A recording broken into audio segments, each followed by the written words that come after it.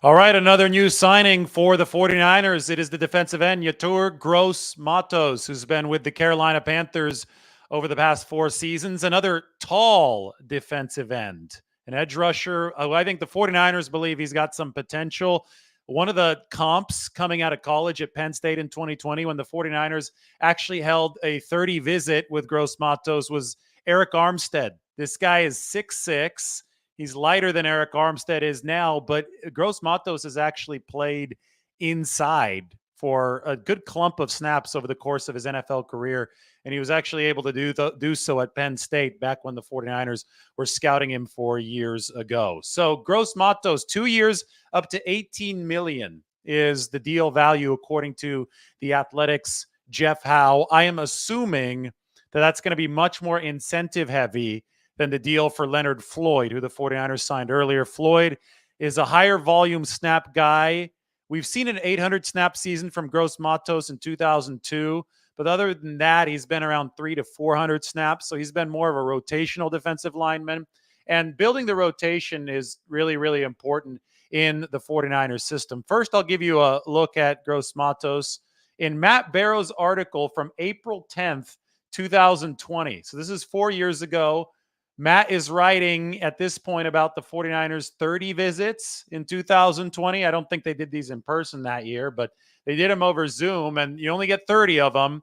So they've been the best bellwether toward players who the 49ers might draft. And even when the 49ers haven't drafted certain players on that list, they've often been interested in them when they've come available in free agency years later. And that is Yetur Gross-Matos at Penn State, who had one of those 30 visits with the 49ers. Look what Matt wrote back then. I just sent this over to Matt, and I said, Matt, this is great stuff. This is what he wrote about this guy who the 49ers just signed, but this was 4 years ago. Gross-Matos might have been even more intriguing to the 49ers if they had lost Eric Armstead in free agency, because, like Armstead, he is long, 6'6", with nearly 35-inch arms, and a powerful force coming off the edge. Also, like Armstead, Gross-Matos showed he can be effective when lining up inside, which is undoubtedly part of his appeal to the 49ers. He had 8 sacks in 2018 and 9.5 last year. Depending on what the 49ers do at pick number 13, they eventually got Javon Kinlaw. I think they traded down a spot to 14, right? And on whether they keep the 31st overall pick, Gross-Matos could be intriguing at the end of round 1. Wow. The fact that right now we're not sure what Eric Armstead's future with the 49ers is going to be. Remember, 4 years ago, they decided to sign Armstead to a longer-term deal. So they ended up keeping him, but they still scouted Gross-Matos. But the fact that time is a flat circle and now the 49ers are looking at the possibility of life without Eric Armstead, they picked this guy up after 4 years of seasoning in the league. It's pretty cool stuff. Here's a look at Gross-Matos' athletic profile. Doesn't have metrics for everything. Not particularly strong coming out of the draft, but the height is there, 84th percentile. The broad jump is there, 86th percentile. On that broad jump, 120 inches. The vertical jump, 34 inches. That's also good, 77th percentile. And I mentioned the arm length, about 35 inches. That is 92nd percentile. So here's a guy who's improved every single year in the NFL. And he currently is coming off a year where he had 4.5 sacks for Carolina. As I mentioned, this is not a starting rotation signing. This looks like a depth signing for the 49ers, but depth signings are very, very important. For the time being, Drake Jackson is on my depth chart right now, but he's hurt. So we could put Drake Jackson back further into the third string.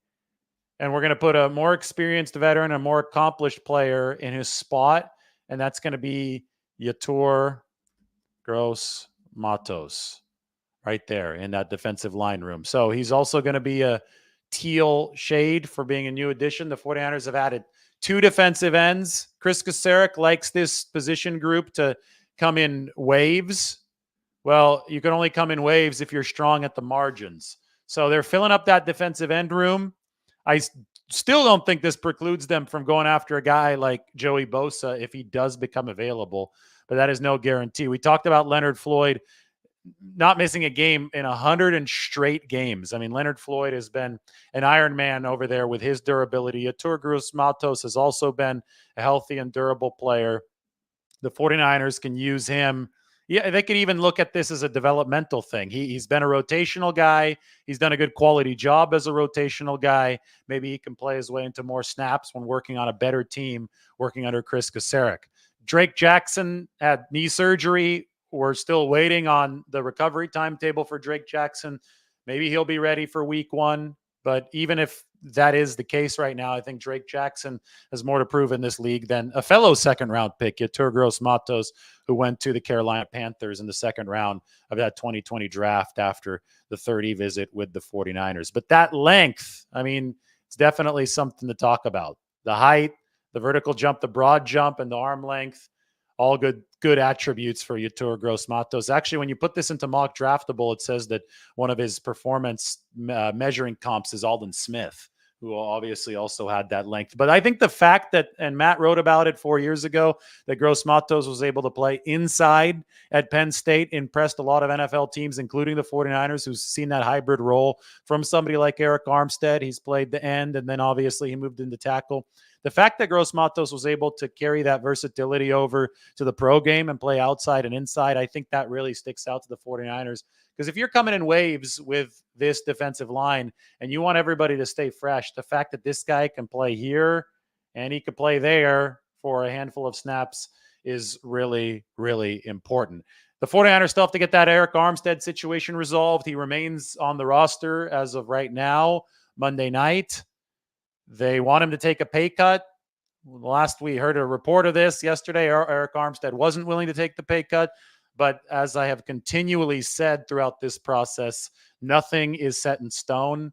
And it is important to not report it as if it is set in stone, because I do see a pathway to Eric Armstead being back with the 49ers. But obviously you would need reinforcements for him. He's been dealing with that plantar fasciitis over the past couple years. Eric Armstead's value on a potential open free agent market might be depressed, probably will be depressed by the fact that he's been dealing with that lingering foot condition over the past 2 years.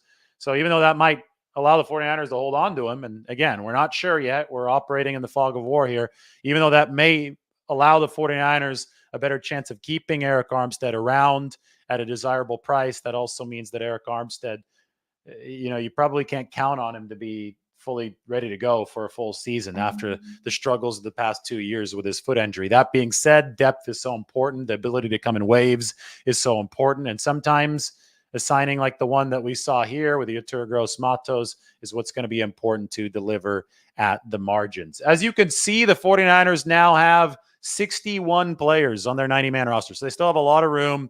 A lot of signings are still to come. I sense that a lot of people are getting impatient. Guys, this is no video game. You don't just go out and sign everybody on the first day. We are a few hours into free agency. This stuff happens in waves. Sometimes it can happen over weeks. It can happen over months. And you obviously also have the NFL draft. So Rome was not built overnight. The 49ers already have a robust and impressive roster, but they still do have 29 spots to fill with 11 draft picks coming up at the end of April. So you can just be patient. Just because they didn't get your favorite offensive lineman in the first few hours of free agency doesn't mean that they won't be able to address the offensive line in many, many different ways on day 2 and beyond, maybe even tonight and beyond, moving forward in this offseason. But for now, they've picked up a couple edge rushers, Leonard Floyd and Yetur Gross-Matos out of Penn State, as with the Carolina Panthers over the past several seasons, the past 4 seasons to be exact, with 4.5 sacks in 2023, 2.5 sacks in 22, 3.5 sacks in 21, and 2.5 sacks as a rookie in 2020. He's going to be 26 years old this next season. He's played that defensive end / outside linebacker position.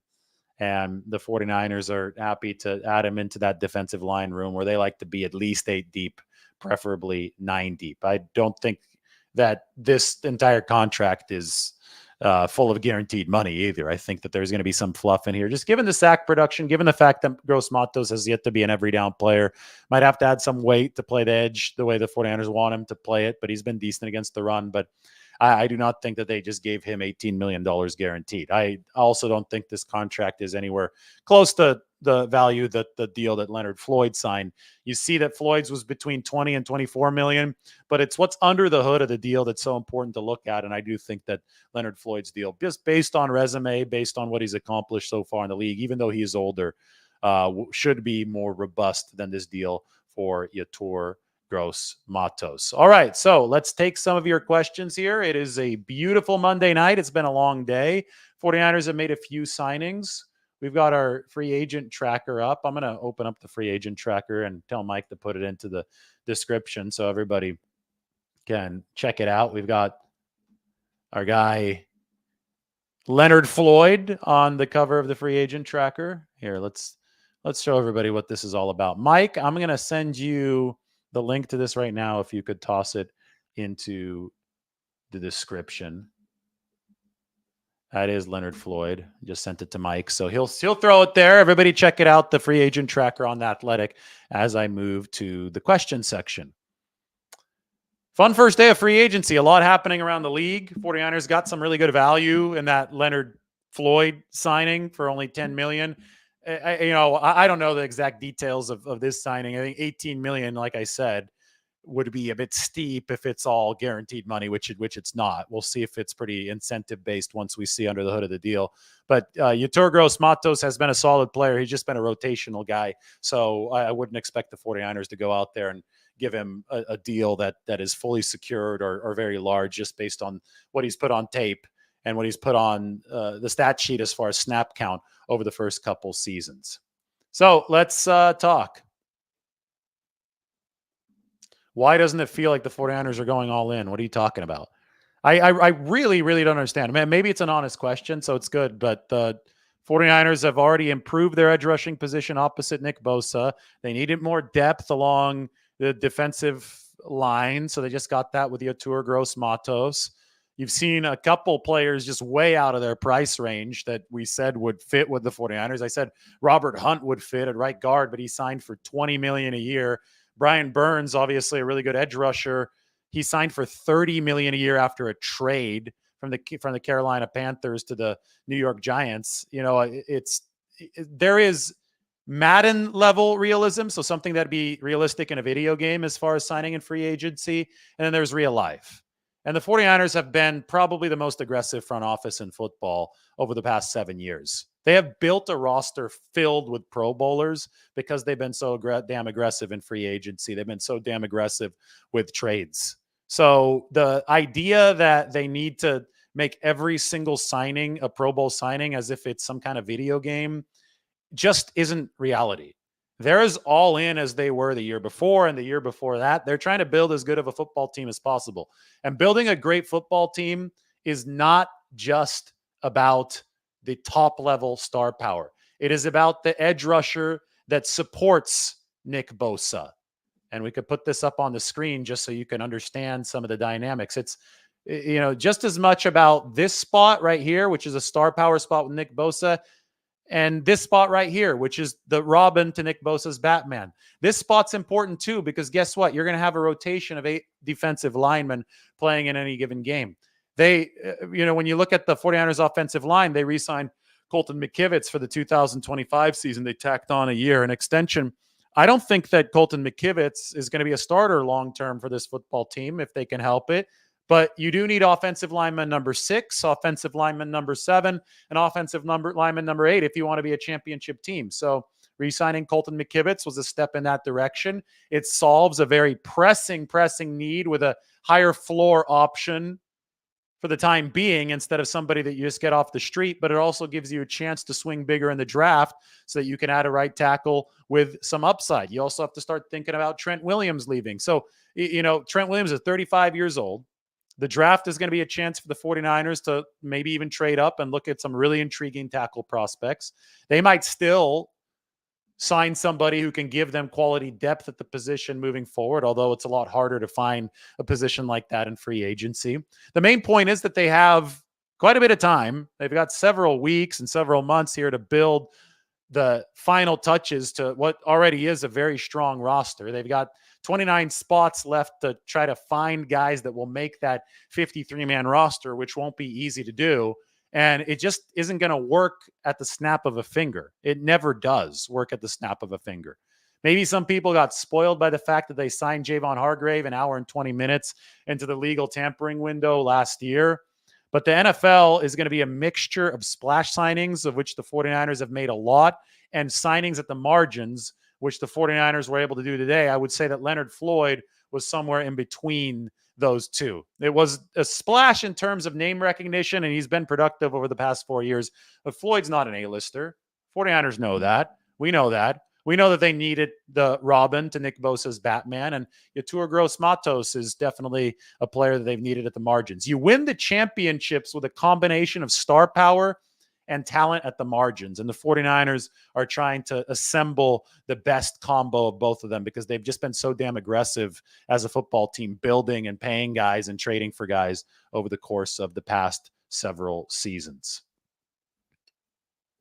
I highly doubt that the 49ers are going to are going to hire Trent, or I don't know why I said hire, sign. I guess there's a guy with flame in his profile picture here that said sign Trent Brown. I don't think that they're going to sign Trent Brown, considering that that was a player that they jettisoned back in 2018 because he wasn't much of a scheme fit. You got to have some mobility as an offensive lineman in this system.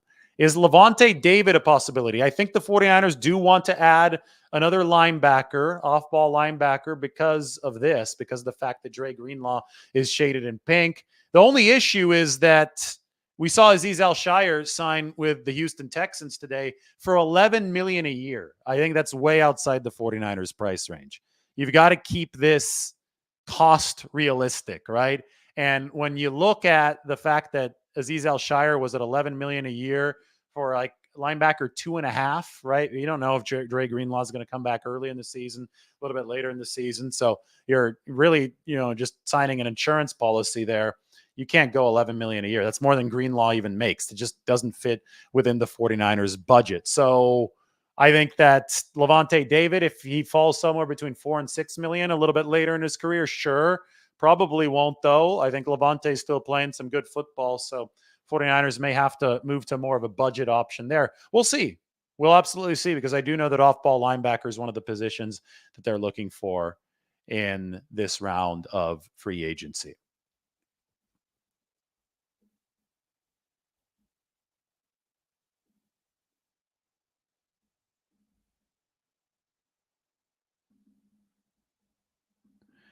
I'm not so sure that they paid Yetur Gross-Matos all that much. It's really important. There are a lot of people asking about the contract. We don't know the details of the contract yet. We know the general numbers. We don't know how much of this is incentive based. Usually the first word that you get about a contract is released by the agent. He's incentivized to get big numbers out there. He's not going to say that some of this might be tied to Yetur Gross-Matos getting 10 sacks. Yeah, I mean, you're really happy to pay somebody that much money, $9 million a year, if they get 10 sacks. So if it's incentive based, then who cares? It's a good deal, right? So I don't judge the money until I actually see the details. I don't think that it's a fair premise to assume that this is a lot of money for Yetur Gross-Matos, just because we don't know the actual details. So why don't we wait and figure that out in a little bit?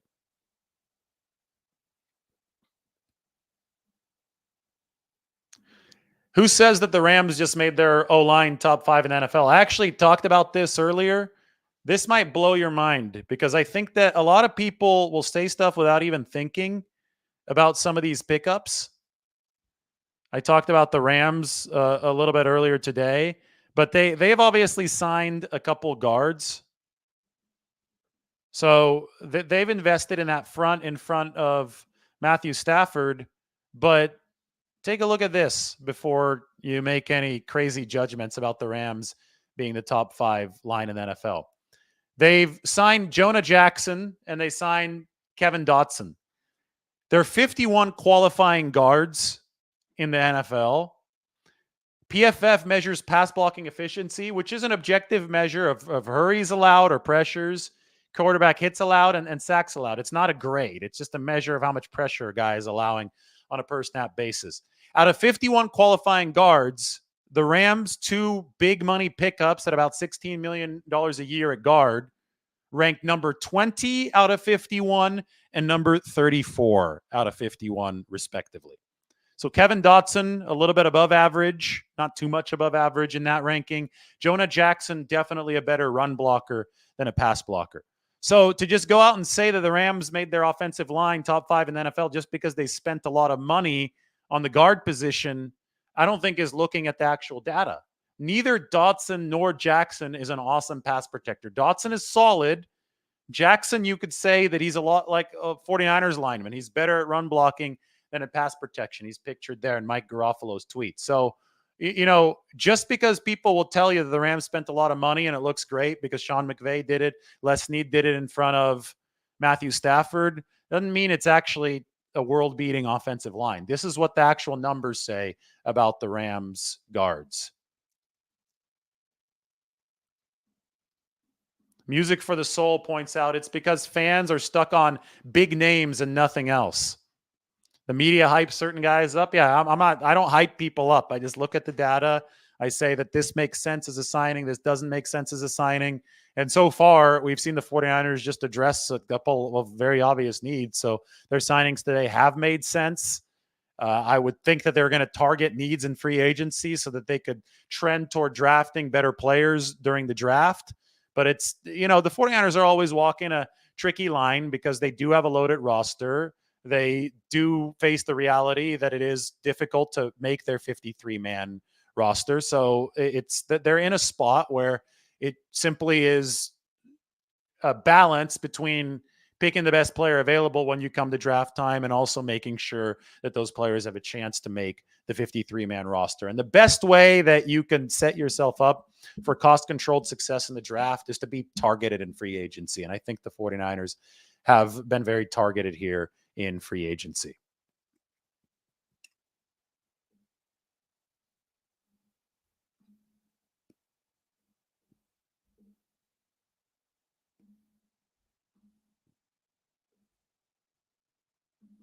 I do my best to do my homework. I would never want to come out here and speak to over 1,000 people at a time without actually studying this stuff. So I do appreciate it. All right. Any more questions? Please send them our way. As I said, we've got the 49ers free agency tracker up on The Athletic. So go ahead and check that out. So far today, the big news has been Leonard Floyd, but they also picked up Yetur Gross-Matos. I can tweet this out again, but I think Mike hopefully has put it into the description by now. Yeah, he said he added it. So thank you, Mike.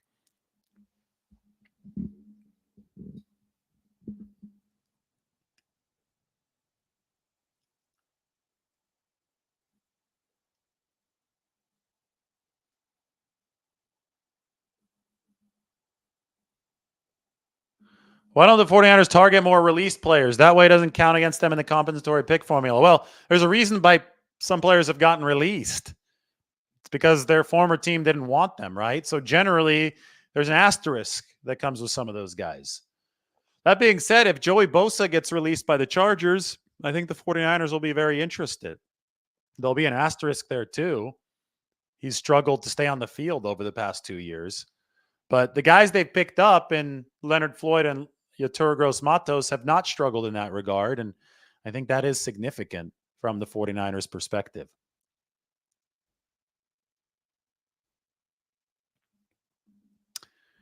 The 49ers might go tackle in the draft. They might have to trade up to go to the tackle that they want in the draft, but they probably have enough capital to do that. See, if you can plug the necessary holes in free agency to feel that you're not leaking oil, to feel that, okay, we feel that a competent roster, obviously we want to use the draft to make it better. If you can do that during free agency, then you could start taking bigger swings in the draft. You could maybe even trade a couple of your draft picks to move up a few spots and go for a player that you really like. I think at offensive tackle, that might almost be a necessity because it's rare that tackles without true red flags become available in free agency. They're just in such short supply right now.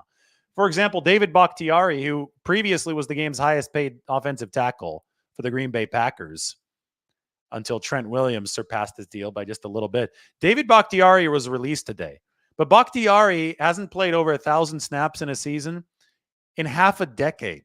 Health has been a huge issue for David Bakhtiari. So you look at that and you say, oh, big name. Maybe he can make the 49ers offensive line better. And you say, well, availability is the best availability. And he hasn't shown too much of it over the course of the past 5 years.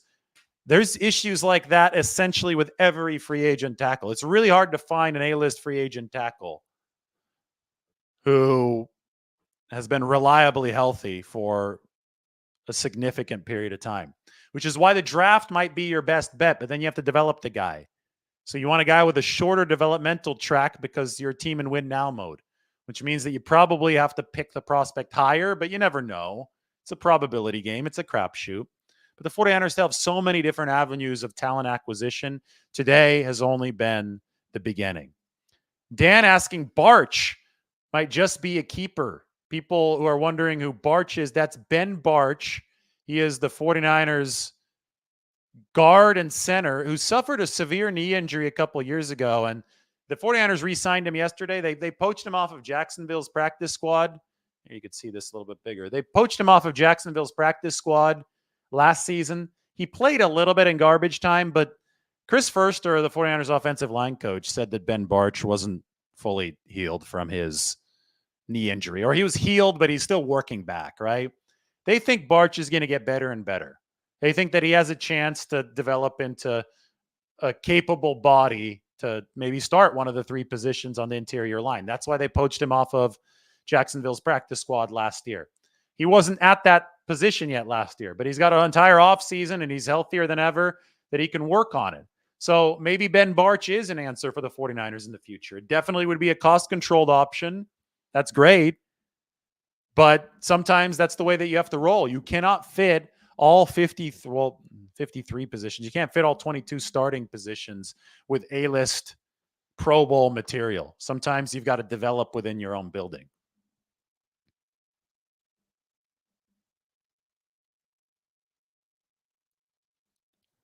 Leon Sandcastle says, Barch is solid depth. He'll get more familiar in the system and be a valuable, versatile depth piece. That's where you rely on Chris Furster, his offensive line coaching abilities. That's when you rely on, just the power of the building to take assets and make those assets more valuable over time surrounding their teammates.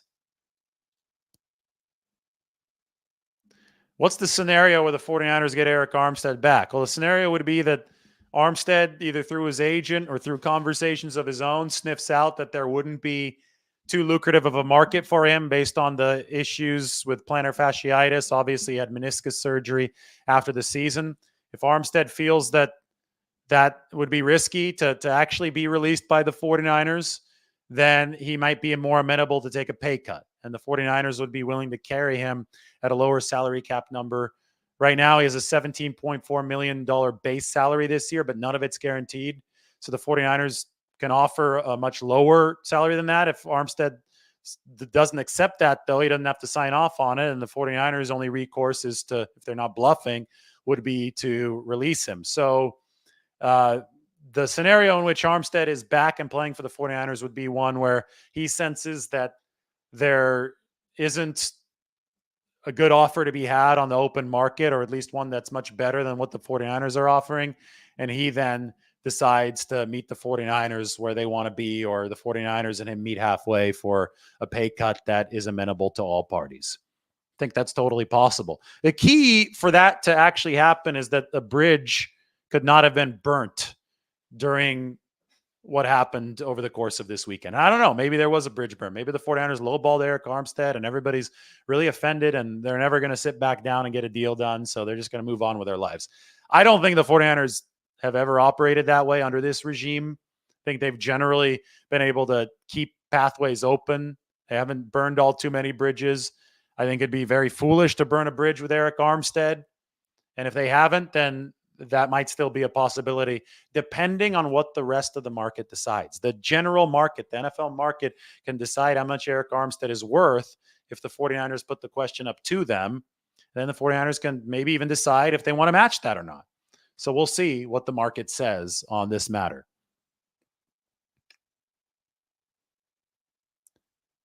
The 49ers do want John Feliciano to come back, and he's, I think, the most likely option to start at right guard for this team next season.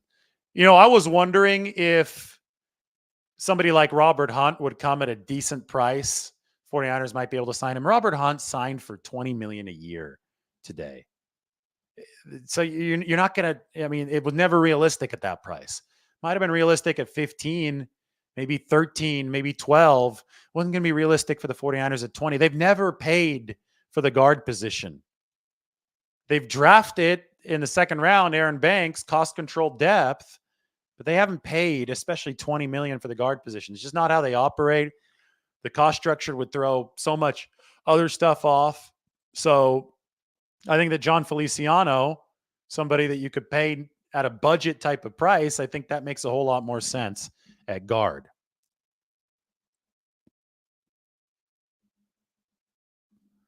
I think this is rather foolish to say. The Eagles' offense is unstoppable. We haven't seen the Eagles practice a single time yet, let alone play. They've added a running back today? They added Saquon Barkley. They were very, very far from unstoppable the last time I saw them. The Eagles couldn't even pick up a blitz the last time that I saw them play. So just because they added one player, I don't think that gives any credible license to call them unstoppable. They have a lot of problems that they need to fix after the collapse of last season.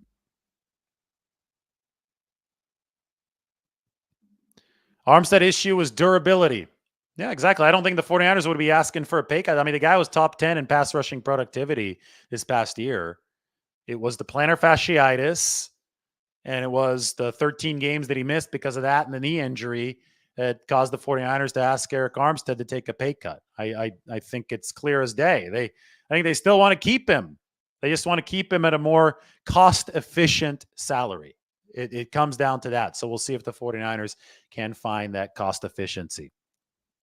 Brandon Vincent asks, who's tight end 2? Kittle was mostly healthy last year, but who is the heir apparent? Well, the 49ers only got 11 catches in 4 years from Charlie Warner. He's signed with the Falcons. It's not going to be him. They haven't re-signed Ross Dwelly either. They obviously have a couple of last year's rookies on the roster. That's Braden Willis, and that is Cameron Latu. Latu didn't play during the season, went on injured reserve with a knee injury after training camp.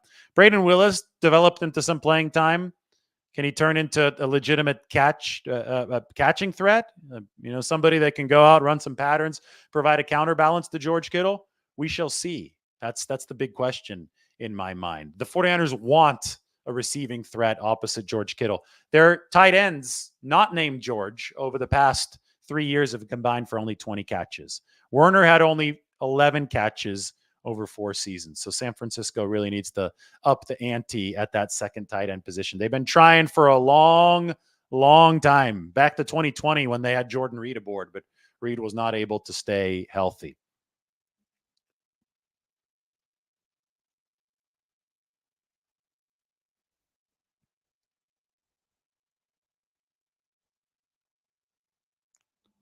Do I think that Brandon Allen ends up being QB2 if Sam Darnold leaves? If they don't pick up another talented reclamation project, which is possible if they're able to back into somebody like Zach Wilson, who's got some physical talent. If that's the case, then yes, I do think that Brandon Allen will move into QB2, and maybe the 49ers will draft somebody in the late rounds to develop behind Brock Purdy.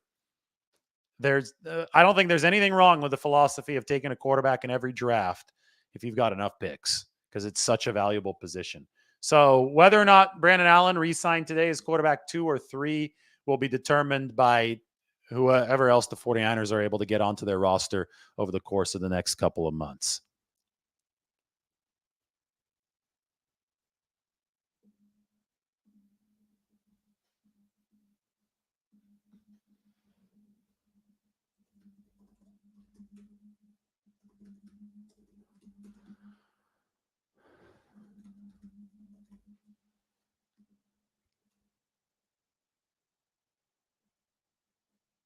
I mean, I think if Brandon Allen is number 2, Well, I guess you're saying you don't want Purdy to get hurt because it's going to go to Brandon Allen. I think, you know, the 40 obviously I've talked for years about the 49ers needing to improve the offensive line, and they have made investments in it.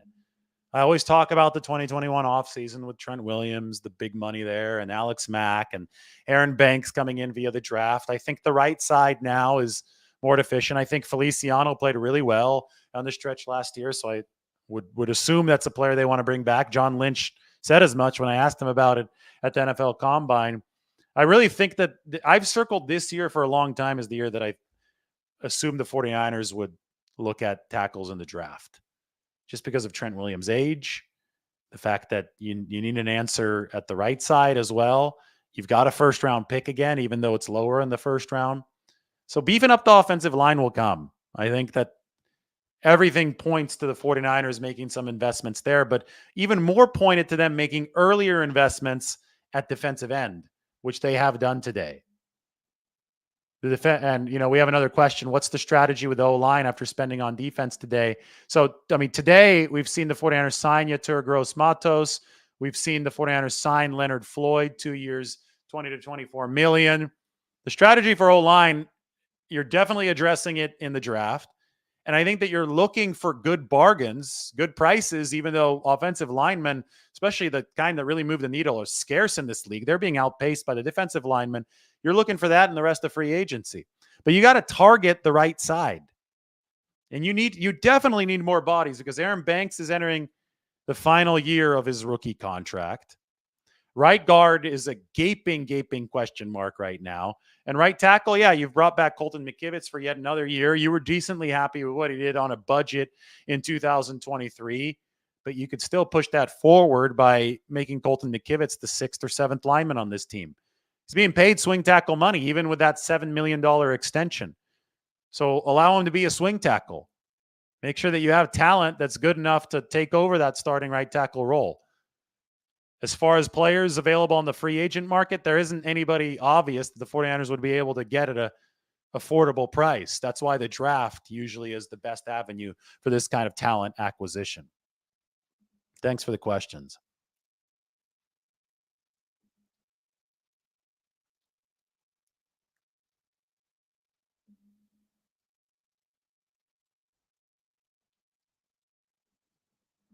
I don't know. The 49ers haven't announced the staff roles yet, so we'll see what Mick Lombardi does. But I'm assuming he's going to be involved with offensive game planning. I don't know if he'll be involved with offensive play calling, even though he was the offensive coordinator for the Raiders.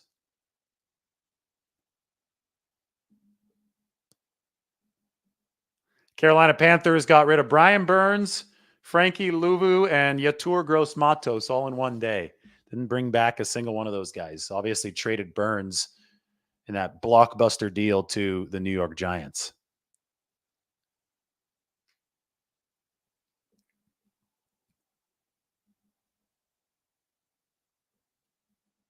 Is there a reason the 49ers will not just wait until June 1st to release Eric Armstead to save money? Well, first off, I don't even know if they for sure want to release him yet because they haven't done it yet. The transaction wire came and went today without a transaction on it. So Armstead is still part of the 49ers.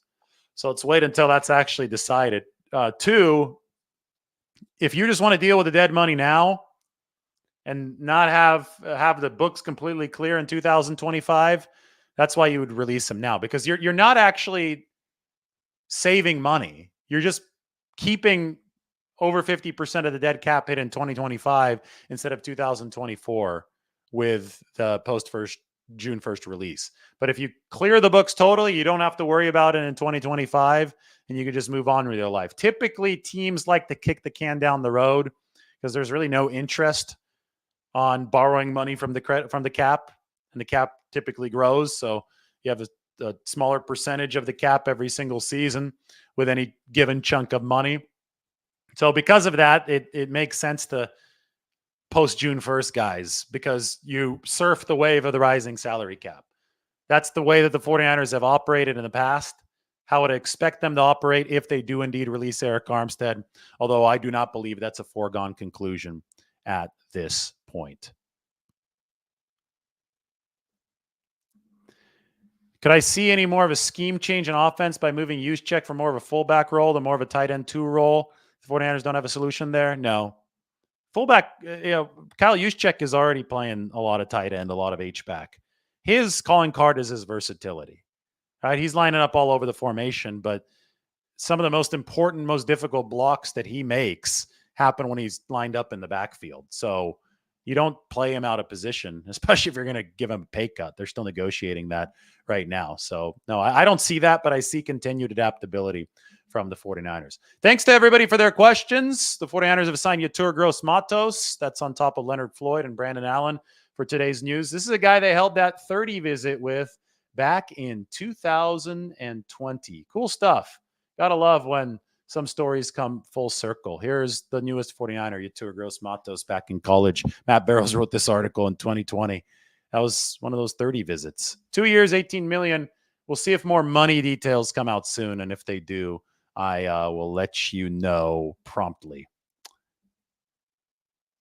Good stuff. We'll talk to everybody very, very soon.